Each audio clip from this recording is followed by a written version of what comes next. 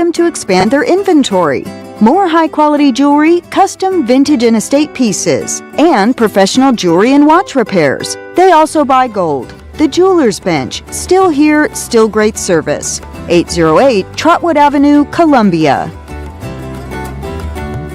Hi, I'm Kelly Dobson, owner of Caring Hearts Home Healthcare here in Columbia. For over 20 years, we've proudly served our community, locally owned and operated, providing trusted care you can count on. We support seniors, individuals with disabilities, and even short-term care after surgery. From personal care to homemaking and companionship, our team is here to help you or your loved one live safely and comfortably at home. Call Caring Hearts today at 931-381-5470 or stop by in person, 1121 Trotwood Avenue here in Columbia. Hey, this is Seth Moss at Tennessee Valley Equipment, a premier FAE PrimeTech, Bandit, and SureX dealer. We are your dealer for all of your land clearing and forestry mulching needs. We sell equipment, provide repair service, and parts along with a rental fleet of mulching equipment. We also offer mulching teeth, blades, and sharpening. Our number one priority is getting you up and running as quickly and affordable as possible. Tennessee Valley is located at 300 Santa Fe Pike in wonderful Columbia, Tennessee. Stop by or give us a call today at 931-981-9812. Farmer Johnny here, Taylor Family Farm. I want to give y'all a little look-see. We raise 100% non-GMO, grass-fed beef, pasture chicken, and pork on our family farm. Everything that we grow is raised with love and care to ensure the highest quality and nutrition for our family and customers. You can shop online at TaylorFamilyFarmTN.com or visit our farm store in person at Etheridge, Tennessee at 301 Dave Reisner Road. That's TaylorFamilyFarmTN.com for more information.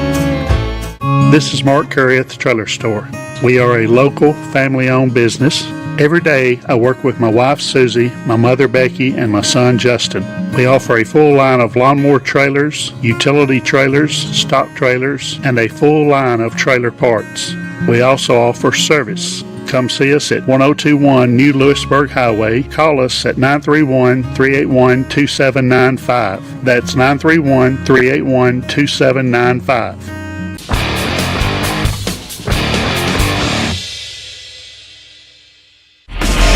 What's your favorite radio station? 101.7 WKOM. Oh! Gentlemen, we went over the rules in the dressing room. I want to caution you to keep this fight clean at all times, and what I say you must obey. Live from the WKOM studio in downtown Columbia, it's time to wake up and get woke. It's three dudes with a view. Let's get it all!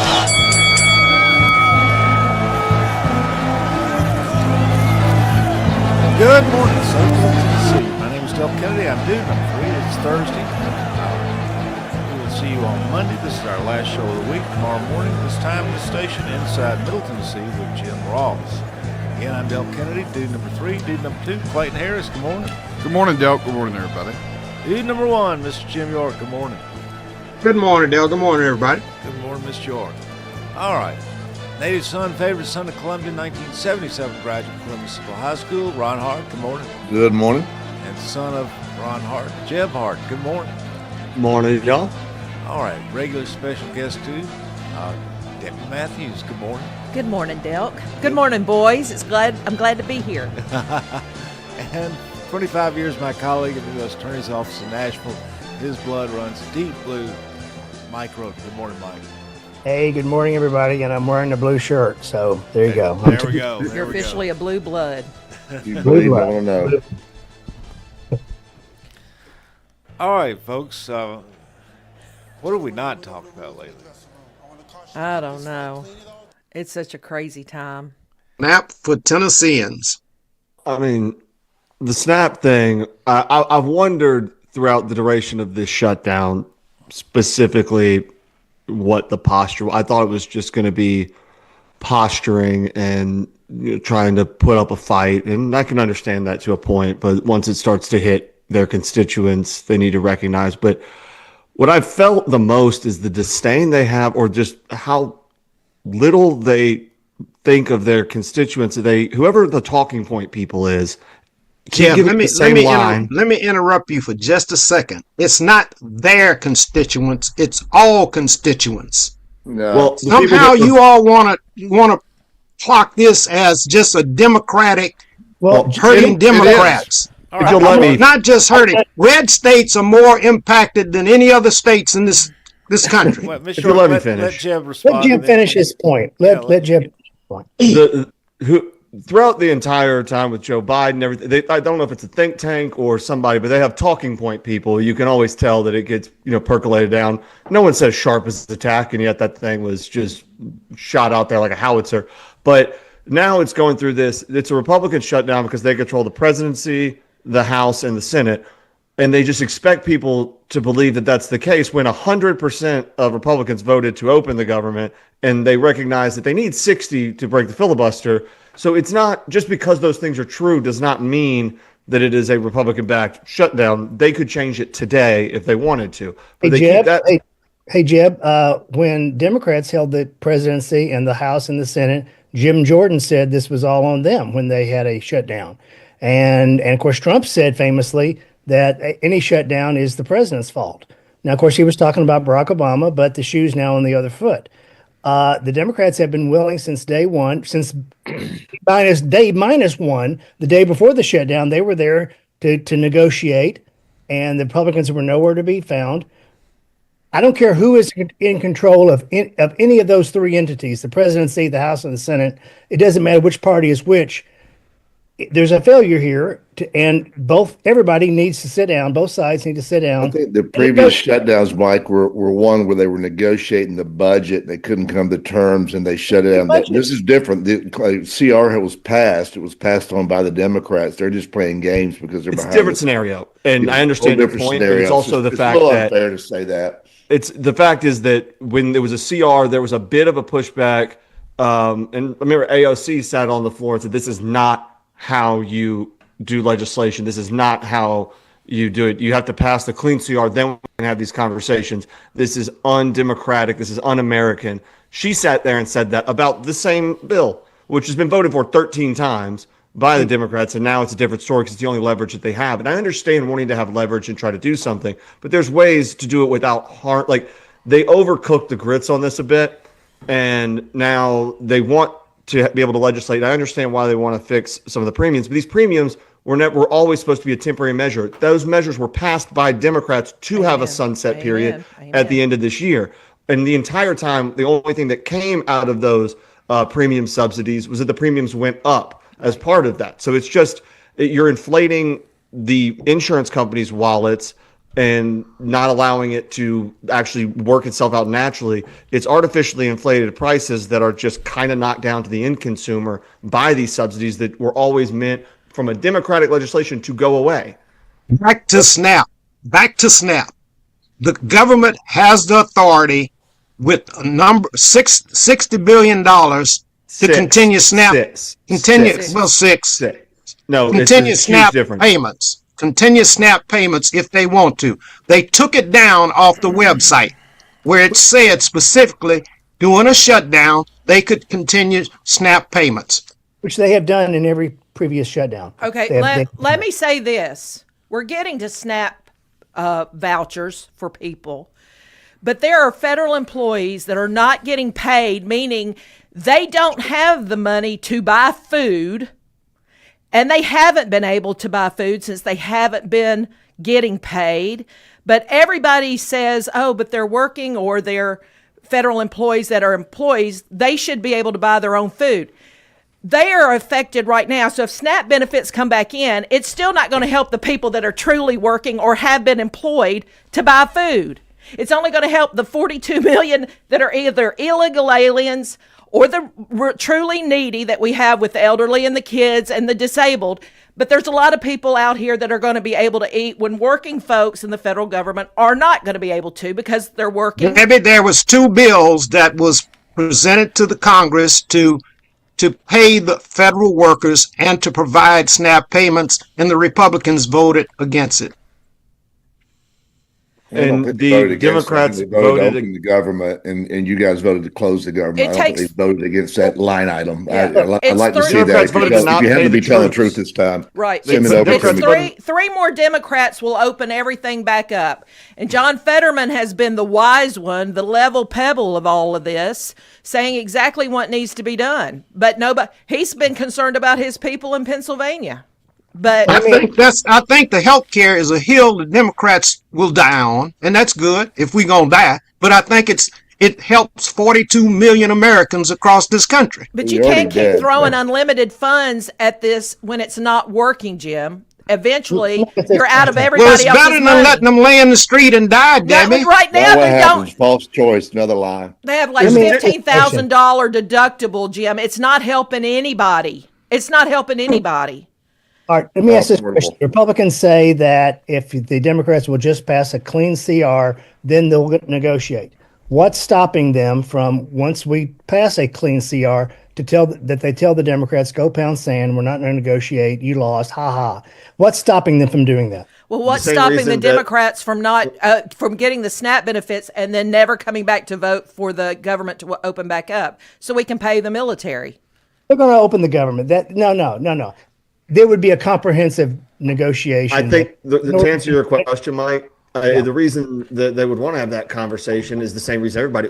You can look it up from the financial side, but their constituents are on the ACA as well. They recognize that it's inflated. They recognize that those vouchers as part of the American Rescue Plan were never sustainable long term.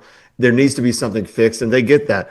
And it's not something like you don't believe that as soon as it opens up and we go back to this, the Republicans are like, screw it, that's just how it is now. Don't care, not going to address it. Healthcare is something that, for different reasons, different parties come at it from different ways. And I disagree with a decent amount of the way the Republicans have always kind of posited it. But from a financial perspective, it is a huge problem. But if you look at the donations from insurance companies into different political candidates, you would see a shockingly standard line item, and where that deviates is like $6 million to Biden, 6.1 to Hillary, like 4.5 to Obama. Still to this day, they're doing that stuff. And Jeb, the Republicans have wanted to repeal and replace Obamacare since day one, and we still don't have any plan. You still don't have any plan on the board to do anything different, to reduce costs, to make it better, to do anything. All you do is complain about giving people health care, and that's absurd. Maybe it's not giving people health care, Jim. Premiums yourself. Maybe that may be a novel idea. Go to work. But Mr. York, I think it's a very fair point, because something like this it does need to be, let's not even say repealed. It needs to be revised drastically, and this is something that does not do well in a stump speech, because the subtle nuances of how it actually needs to be structured are really important. And that's where we went wrong with the ACA, is that a lot of the good stump speech ideas are really good. You can't deny someone coverage for a pre-existing condition. Things like that are very good things to have in that. Those sound really good. But the financial aspects of transfer, interstate, or the fact that a lot of these insurance companies are state-based but national corporations, and they have interstate commerce and overlap, and there's the PBMs that are dealing with the pharmaceutical management of all the. There's so many. It's not a thing to talk. We have to have a very detailed plan. Republicans control the House. Republicans control the House, the Senate, and the executive branch. Not in this case, Mr. Why don't they continue? Why don't they continue, Mr. York, and discuss a plan that's presentable? The Democrats are controlling the Senate right now, so just forget that. No, y'all need those. Y'all need those votes. We don't control the Senate. Yes, you do. They control the. Yeah, you do. Control the Senate only in the sense that the Republicans do not have a filibuster-proof majority. They have a majority, but not 60 votes. Exactly. So Democrats therefore, they need some Democratic votes if they're going to get past a filibuster. And that's the same situation it's been. The last filibuster-proof Senate was in 2009, 2010, when the Democrats had it in the first 2 years of Obama's term, and it was just barely. And that's how the ACA got passed. Politics is the art of the possible. In 2009, 2010, the ACA was the best they could do. This was possible. They got it passed. It doesn't mean it's perfect. A lot of people don't think it's perfect, but it was the best they could do at the time. If the Republicans have more ideas as to how to make it better, how to improve it, then let's all sit down and negotiate that. They had ample time to do that, Mike, but they always complain about it, but they don't present anything. Nothing positive. Votes. You don't have 60 votes to get what they want. Also, too, you guys cutting off SNAP. That's where we started this conversation about you guys cutting off SNAP. The Pew Institute, who does a pretty good job of being pretty fair, Democrats are twice as likely as Republicans to receive food stamps at some point in their lifetime. Twice as likely. So these are your constituents, not necessarily totally ours. Well, all constituents who are poor receive SNAP, Ron. It's not just our constituents. I understand it works, but it's we got 670,000 in Tennessee. And tell me what the majority population is in Tennessee. Population 7 million. What do you mean majority population? We got 690 million people that receive SNAPs. Do you think in people Tennessee vote to keep their benefits, Jim? Do you think people the vote ones to keep their that benefits? SNAP and vote Republican probably do it on social issues or other issues. But yeah, it's 2-1 Democrats to Republicans on SNAP per the Pew Institute. So as you guys are cutting off your constituents, and Ossoff has a real issue in Georgia because he's up for election in a Trump-won state. He's got Ossoff, my prediction, will be the one that caves. All right, let's take a break and come back.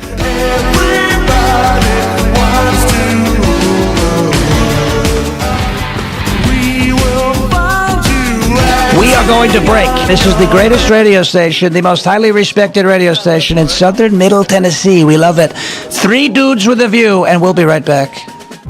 It's Gear Up time. Academy Sports and Outdoors is now open in Columbia. Need a football jersey that says, "My team is unrivaled, and so is my dry rub"? We got you. A fishing reel that says, "Sorry, I can't take your call. I'm at the lake." We got that too. How about a new pair of kicks that scream, "I'm not sweating, I'm glistening with confidence"? You got it. At Academy, we have all the gear you need for less. Because here, fun can't lose. Check out our new Academy in Columbia at 800 James M. Campbell Boulevard. Are you thinking about a new fence? Maybe you need a pole barn? Then you should give Sands Fence Company a call. That's 931-309-1644. Will Sands has built his business based on the principles of honesty, quality, and integrity. Sands Fence Company has been in business for over 20 years, providing their community with farm, residential, and commercial fencing, as well as pole barns and buildings. Call today for a free estimate. Sands Fence Company, 931-309-1644. That's 931-309-1644. Hi, Terry Tillis again, and yes, the story continues. Today, as a proud family-owned and operated business, Tillis Jewelry continues to honor that legacy. Nestled in the heart of Columbia, we offer fine jewelry, personalized service in a steeped setting of history. Each piece tells a story, and every story shines. Visit us at 105 West 7th Street, where timeless elegance meets Tennessee heritage.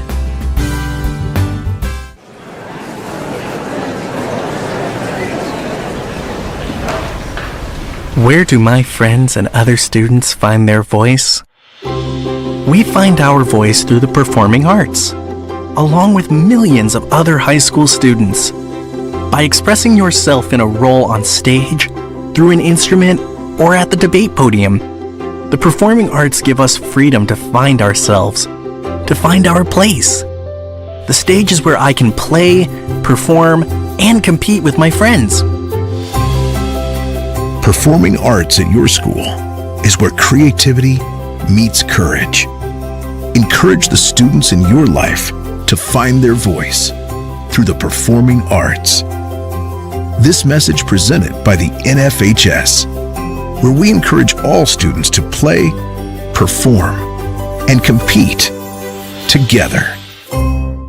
Hi, I'm Morgan Luck, a local licensed insurance agent with Health Markets Insurance Agency in Columbia, Tennessee. Turning 65 and choosing the right Medicare plan for you can be confusing. Let me help you find a plan that best fits your needs and budget. Call 615-586-9906 to speak with a licensed insurance agent for a free appointment, virtually by phone or in person, to review your specific needs and help find a plan that's right for you. Health Markets Insurance Agency Incorporated is licensed as an insurance agency nationwide except in Massachusetts. Service and product availability may vary by state. Agents may be compensated based on enrollment. No obligation to enroll. I'm on Deadman's Bend at midnight when my gas light pops on. I see a gas station ahead. Just my luck. Or is it? I walk in. The attendant lifts a bony finger towards me and croaks, "You want a Halloween jumbo bucks?" I whisper it terrified, "No." And as I leave, he asks the lady behind me. She says, "Okay." And then, she wants $75,000! Scare up some cash with the Halloween Jumbo Bucks instant game. Only from the Tennessee Lottery. Game-changing, hair-raising fun. Please play responsibly. Junior, Yep. Lady? Yeah, they have it. Gigantic. You know it. What about mega? Yep, they've got that one too. When it comes to Jumbo Bucks, winning is the name of the game. In fact, Tennessee lottery players win an average of $2.3 million a day on Jumbo Bucks games alone. So find your jumbo-sized fun today. The Tennessee Lottery. Game-changing fun. Please play responsibly. Jumbo Jumbo? Oh yeah, they even have that one. This is Del Kennedy. My sister and I owned a building in downtown Columbia. We wanted to sell it. We engaged Debbie Matthews, Nashville Realty Company, as our agent for the sale of the property. The experience was absolutely amazing. Debbie worked tirelessly to get our expectations and then to show the property many, many times. And then when the contract was signed, she worked tirelessly to get the thing to close, including getting the building all cleaned out and a final walkthrough with the new buyer. I could not give a higher recommendation to anybody than I do to Debbie Matthews.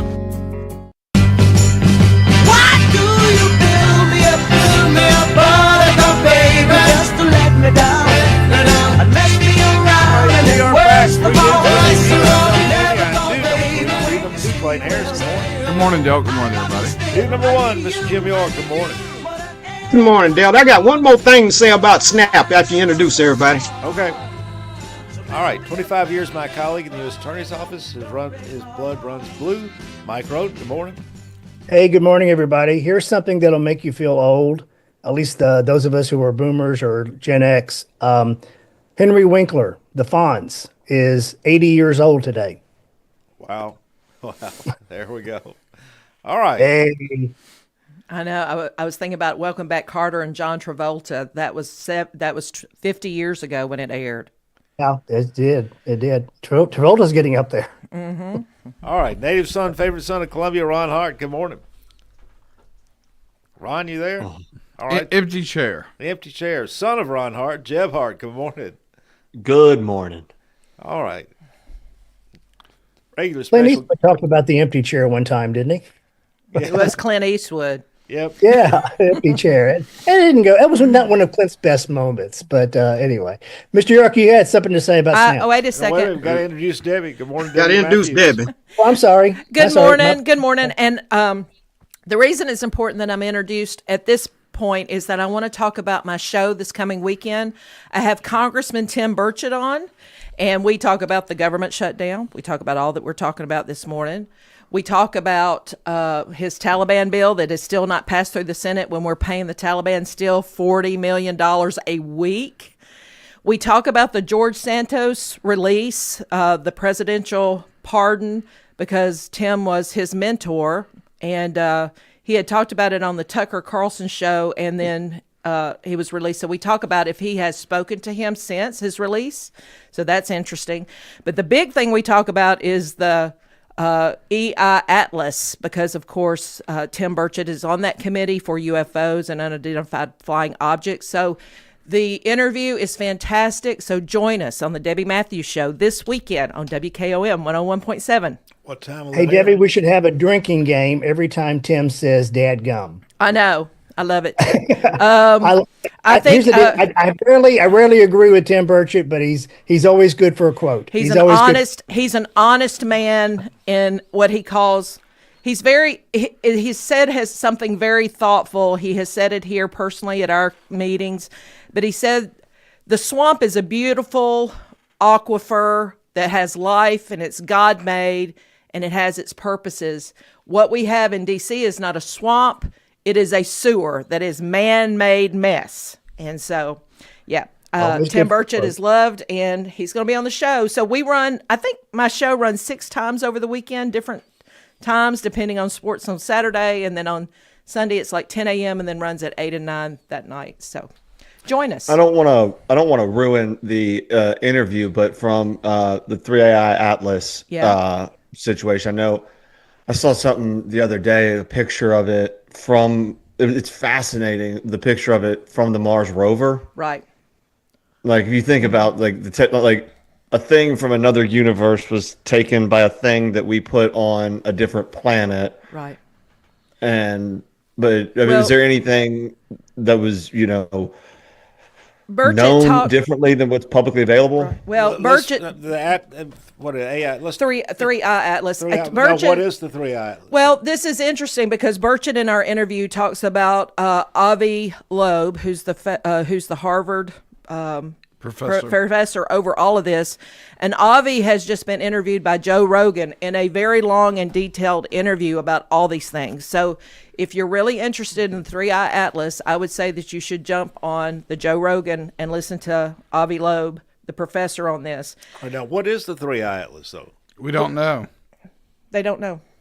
It's behind the sun right now. They don't know. It's disappeared. So it's something that's going through the universe. It's from outside of our solar system. It's the oldest rock to ever come through our solar system. And that's been two. There's been two outside our that's been interstellar, and Avi studied the first one, and he said that the Mars. Now, at this time, when the Rogan interview, he said that the Mars photo has not been released yet because of the shutdown.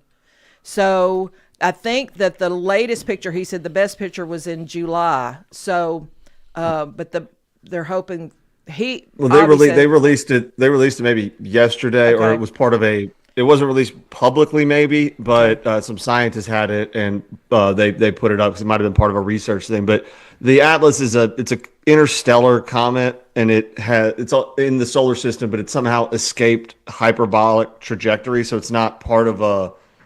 It's somehow outside of normal gravitational pull.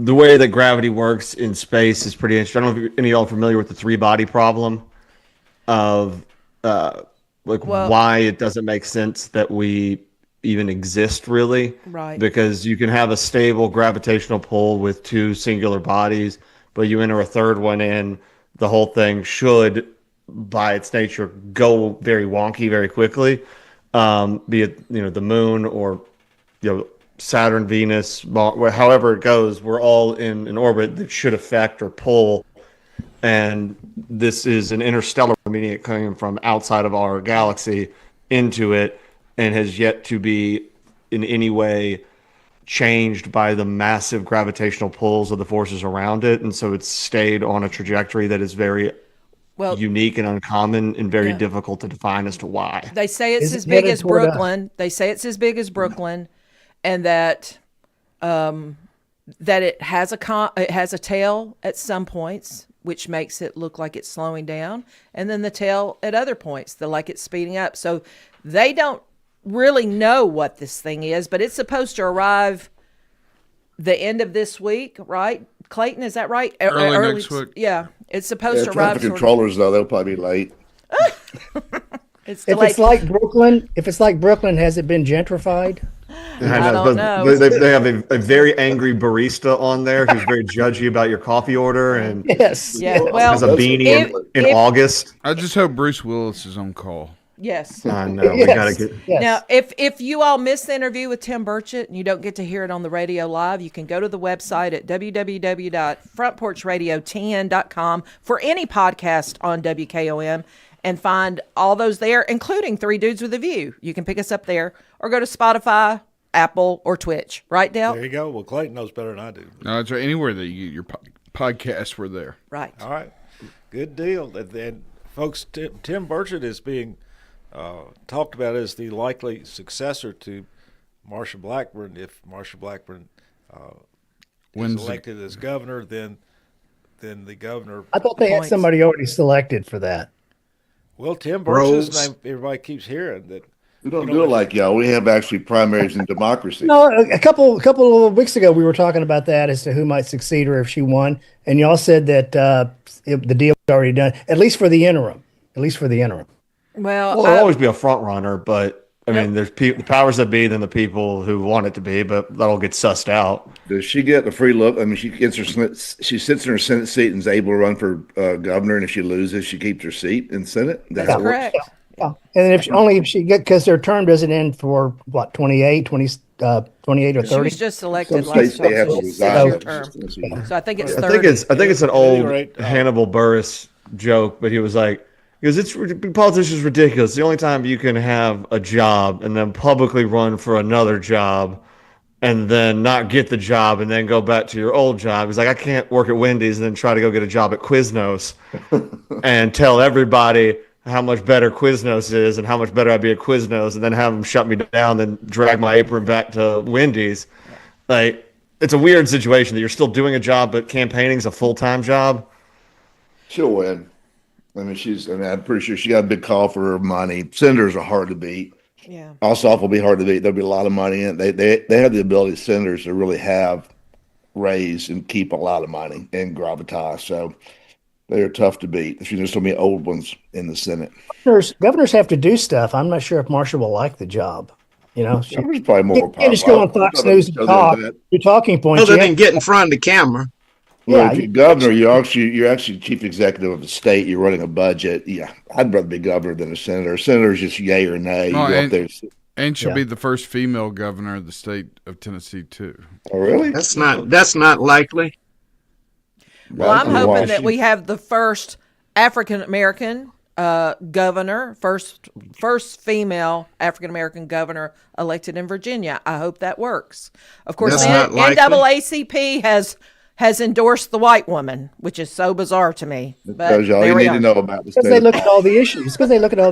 No, just voting to protect the teachers union and their money laundering schemes. That's it. The debate was NAACP is not a racist organization. It supports all people that have civil rights issues. Well, she is regardless of your ethnic background. She's an immigrant. She has been in the military. They are she is Caucasians. Impressive, Jim. And the NAACP. Well, impressive to you. She may not be on the issues. Abigail Sparrenberger is going to win that race, I'm pretty sure. The New Jersey race, though, is going to be a little closer, I think. Yeah. So I think that's the one to watch on election night. I think everybody's going to be surprised. I think the Democrat will pull it out, but I think it'll be close. The whole deal with the AG race is that's where you start to realize people get stuck, because it would make every reasonable person in the world be like, yeah, I'd like to distance myself from the person who said they would like to murder people's children and have them die. But like, they have to sit up on stage and be talking about it. And he didn't say the children. Yes. He wanted to kill He wanted the children to die in their mother's arms. And then TT on their graves. Ow. Yes. Get down y'all's news. Well, hopefully he walked that back. How do you walk that back? Hard to say. I don't want to murder your kids. No, it was awful. It was an awful thing. I'm sure he said it in anger or whatever, but he did apologize for what it's worth. He didn't say it. He put it in print many times. I mean, this is text. That's awful. I'm not condoning it at all. It's awful, and he probably should have withdrawn. I don't know if there was still time left to put somebody else on the ballot, but I would have recommended that he withdraw. That's awful. He did what it's worth. He did apologize. The voters are going to decide if that's a deal breaker or not. We'll see. I mean, right, Ted take a break and come back. Ted Kaczynski apologized. For what it's worth. So did Jeffrey Dahmer. So did Jeffrey Dahmer. Listen to 101.7 WKOM Columbia. It's a funny story, I can tell it.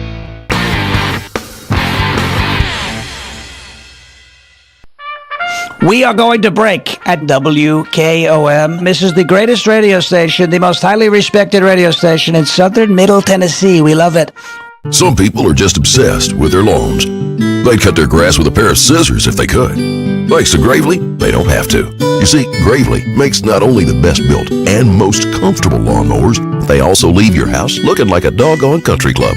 So whether you're a commercial landscaper wanting the best or just a perfectionist homeowner, you can't do better than a Gravely. See our full line of Gravely products at Murray County Equipment, 1075 North James Campbell Boulevard in Columbia, Tennessee, or check us out on Facebook. This is Delk Kennedy. A few years ago, my wife, Mary Susan, and I decided to redo our study. I wanted the same comforting earth color green my grandmother had in her study when I was growing up. We didn't even have a sample. Mary Susan went to see Zeke Maddox at Columbia Paint and Wallcover. He had my grandmother's color card on file from 1959. Today, her great-great-grandchildren play and laugh under that comforting green. Columbia Paint and Wallcover, Zeke Maddox, 931-388-2806. Sweater weather is here, and so are the savings. Let Hiller prepare you for the coziest, happiest winter yet. With $99 tune-ups and zero interest for up to 48 months on select HVAC replacements, we'll make sure your family stays warm all winter. And this October only, take advantage of $50 off any plumbing repair. Don't wait. Claim these offers at happyhiller.com today. Call the Happy Face Truck today. Do you have trees that need trimming or removed? Do you have stumps that you want grounded? A1 Tree Trimming and Removal is a family-owned and operated business local to Columbia and Lewisburg. They also service surrounding Middle Tennessee. We are licensed and insured and provide free estimates. No job is too big, no tree is too small. Give old Luke a call or text Luke at 931-359-3113. Or you can check them out on Facebook and tell A1 Tree Removal that you heard this ad on the radio. If you love America, then you will love A1 Tree Removal. Rise and shine, Columbia. It's the 66th annual Noon Rotary Club's Pancake Breakfast on Saturday, November 8th from 6 a.m. to 4 p.m. at the Memorial Building in downtown Columbia. We'll be stacking up the legendary secret pancake recipe. $10 at the door. Kids 6 and under eat for free. Don't miss out on this year's silent auction during the event. So bring your appetite, bring your friends, and join the fun. Columbia Noon Rotary's Pancake Breakfast. Flipping for a great cause since 1924.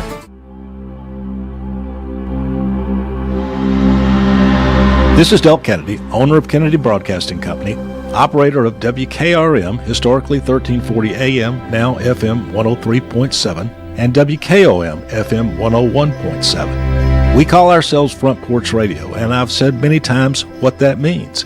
It means that we are working to connect this southern Middle Tennessee community one listener, one relationship at a time. Let me elaborate on what that means.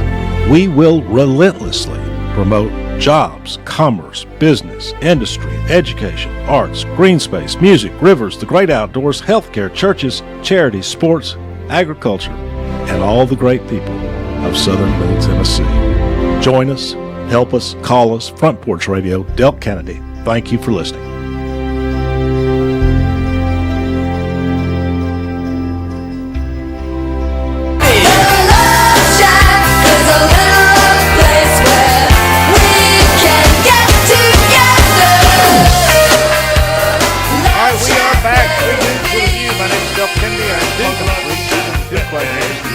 Good morning, Del. Good morning, everybody. Good morning, Mr. Jim York. Good morning. Good morning, Del. Good morning, everybody. Good morning, Mr. York. All right, native son, favorite son of Columbia, Ron Hart. Good morning. Was he an empty chair again? No, Yes. he's sleeping. He's sleeping. He's Sleeping on the job. Yeah. Okay. He's checking his Somebody stock wake him up. portfolio today. All right. Son of Ron Hart, Jeb Hart. Good morning. Good morning. I have a bit more color on the Jay Jones thing, but I do want to hear the Church of Christ and Ted Bundy situation as well. Dahmer. Thank you. That's right. He got saved in jail, right? I think Got he was saved in saved jail. and then Yeah. he was killed.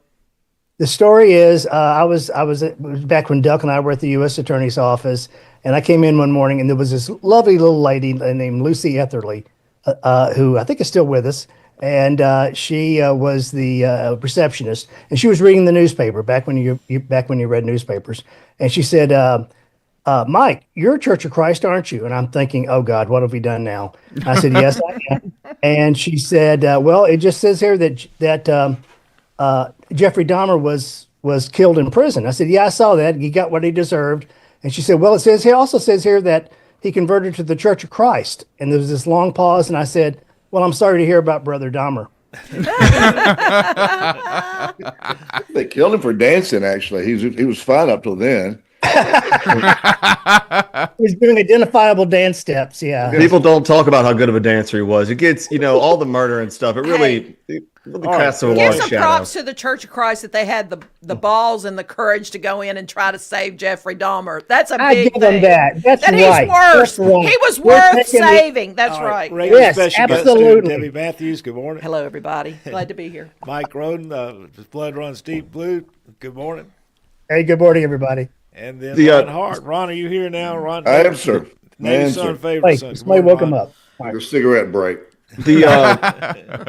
I would, from a district attorney perspective, I would like for y'all to know, because y'all have worked under DAs of different political persuasions, and it's pretty clear if you run a political campaign in order to get the position, you have a political leaning, but it does need to be tied with a little centrist view towards the law and an application of it.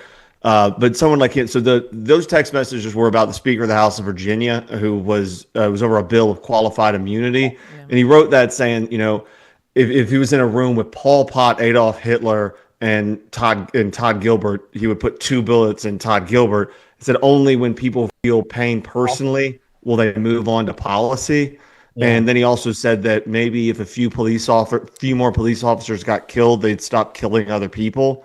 Yeah. And like these aren't things that are just like off the cuff locker room talk. This is angry, politically directed things for a person who's going to be the highest law enforcement official, or adjudicator of law in that state. That seems to be disqualifying to me. If it was the other way around, and I would distance myself from a Republican who said absolutely abhorrent things like that for policy reasons, and I would not want them taking that into which should be a blind justice role.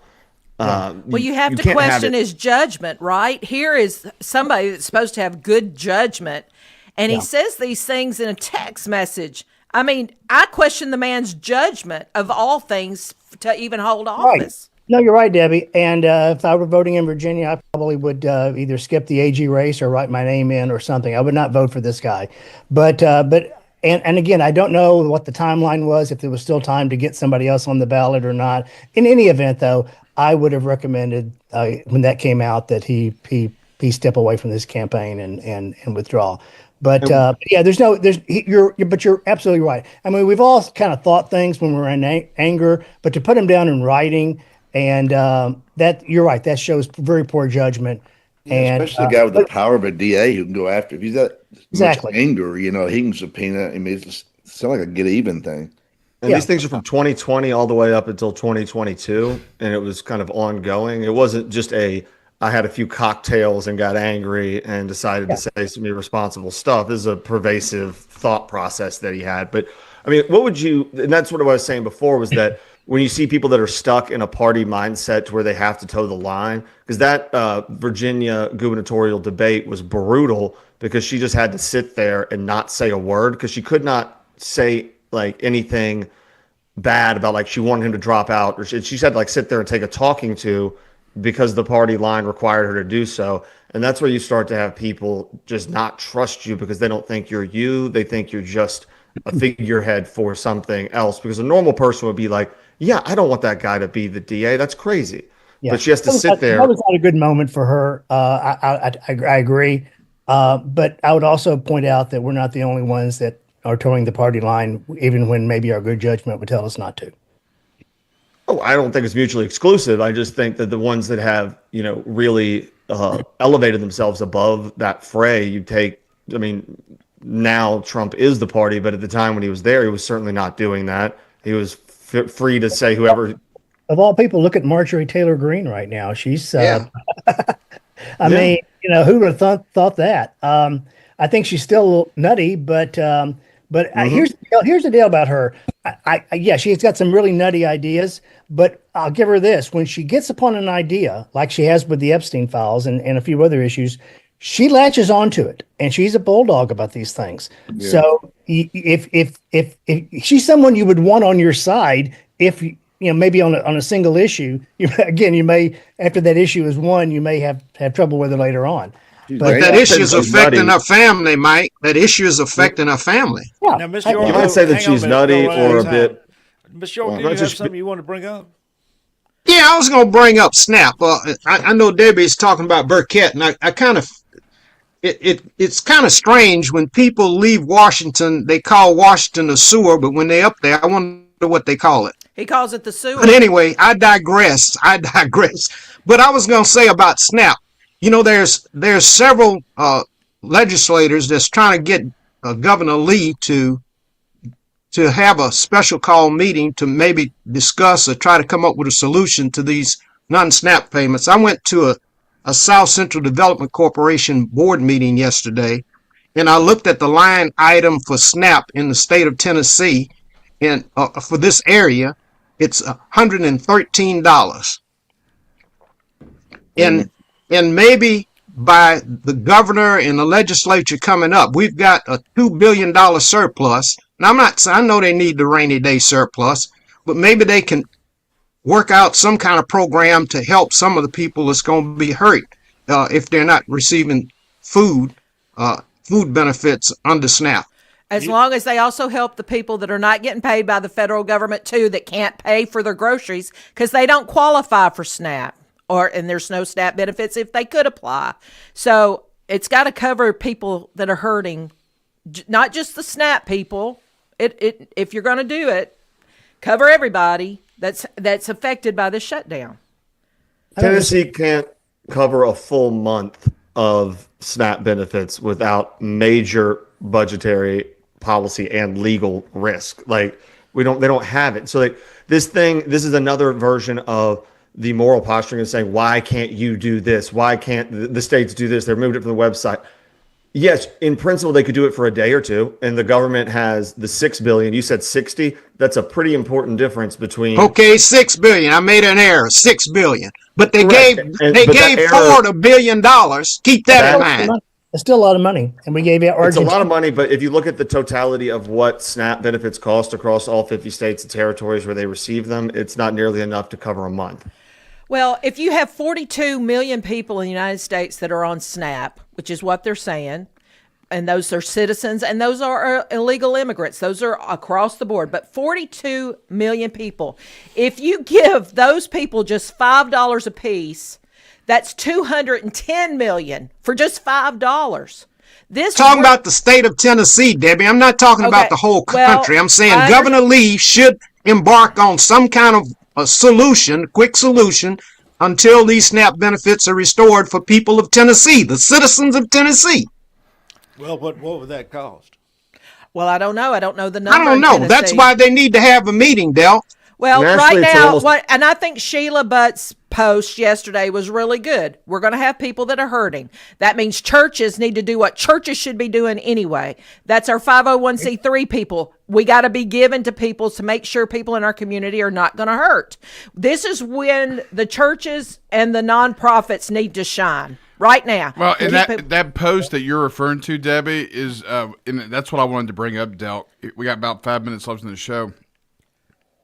It was announced that the battery plant in Spring Hill is going to lay off 700 employees starting in 2020. That's what happens when government picks the winners and losers. That's right.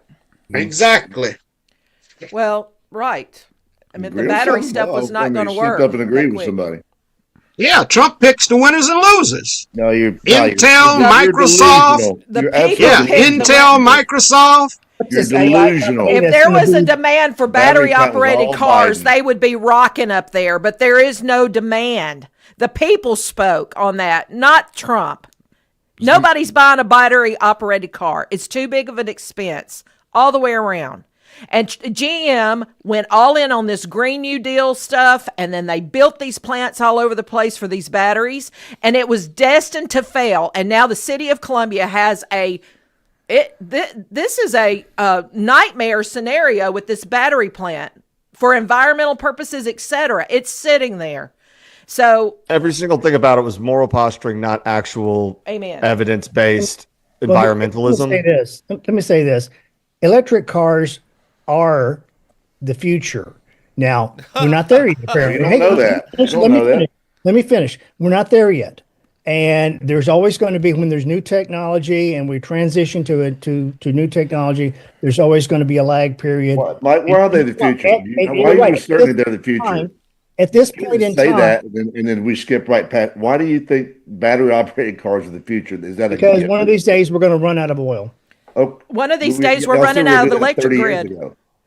Well, Newsom has to shut down his electric grid and do rolling blackouts because they don't have enough electricity. And that's with very few people running electric cars. Could you imagine every car in California on electricity? The grid would be dead, period. It's also a ridiculous idea without this is why I say it's all moral posturing to feel better, but it's not practically viable because the California example is a good one. If we switched over tomorrow to all electric or green energy, our grid is not built for it. It's going to take 30 to 40 years to switch it over. So make the practical. All I'm saying is let's start that. Let's start that. Yeah, process. make practical infrastructural changes that can work for both at the time. Do not try to put the moral cart in front of the practical horse. Because $7 billion for 7 chargers. I agree.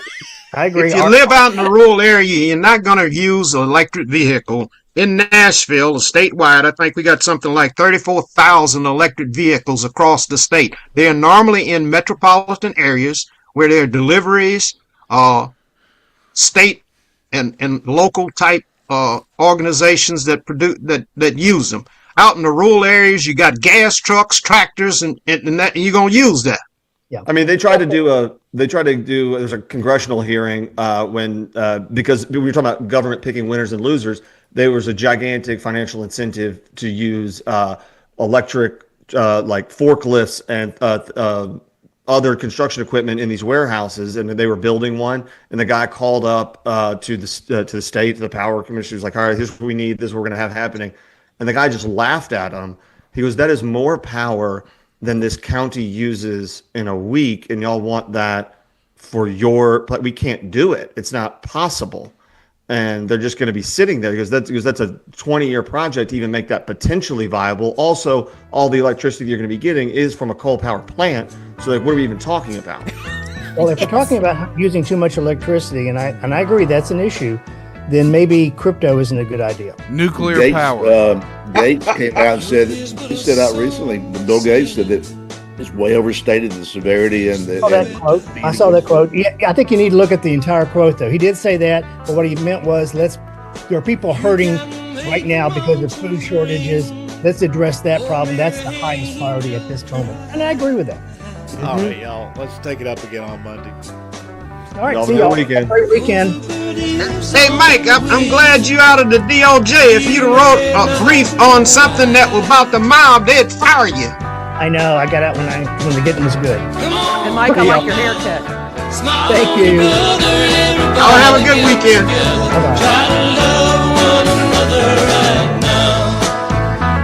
Breaking news this hour from Town Hall. I'm Rich Thomason. President Trump wrapped up his Asia trip with a much